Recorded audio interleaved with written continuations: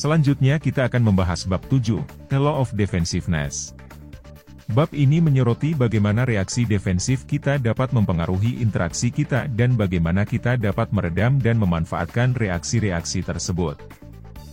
Greene menjelaskan bahwa manusia secara alami defensif ketika merasa dirinya terancam. Meskipun ini adalah mekanisme pertahanan yang berguna, bisa menjadi penghalang dalam komunikasi dan interaksi efektif jika tidak dikendalikan. Sebagai studi kasus, Greene menggunakan contoh Ratu Elizabeth I.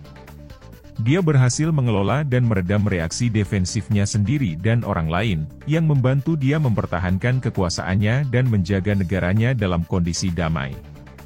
Dalam memberikan saran praktis, Greene menekankan pentingnya belajar mengenali dan mengendalikan reaksi defensif kita sendiri. Dengan melakukan ini, kita dapat menjaga kepala kita tetap dingin dan membuat keputusan yang lebih rasional dan berpikiran terbuka. Pemahaman dan manajemen reaksi defensif orang lain juga sama pentingnya. Greene menyarankan pendekatan yang lembut dan empati untuk menenangkan pertahanan seseorang, memungkinkan komunikasi yang lebih efektif dan hubungan yang lebih harmonis. Kita berlanjut ke bab 8, The Law of Self-Sabotage. Di sini, Greene membahas tentang bagaimana kita seringkali menjadi penghalang terbesar bagi kesuksesan kita sendiri dan bagaimana kita dapat mengatasi pola pikir dan perilaku ini. Menurut Greene, ada banyak cara di mana kita secara tidak sadar bisa merusak peluang kita sendiri.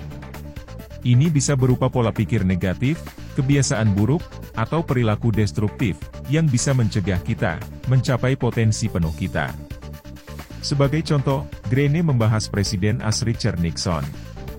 Nixon, meski memiliki banyak prestasi, akhirnya merusak karir politiknya sendiri melalui perilaku paranoid dan tidak etis, yang memicu skandal Watergate. Greene menawarkan beberapa saran praktis, tentang bagaimana mengatasi self-sabotage. Dia menyarankan kita untuk meningkatkan kesadaran diri, mengenali pola pikir dan perilaku yang berpotensi merusak, dan bekerja untuk mengubah atau mengatasinya. Dengan melakukan ini, kita dapat membuka jalan menuju kesuksesan, dan pencapaian yang lebih besar, bukan merusaknya.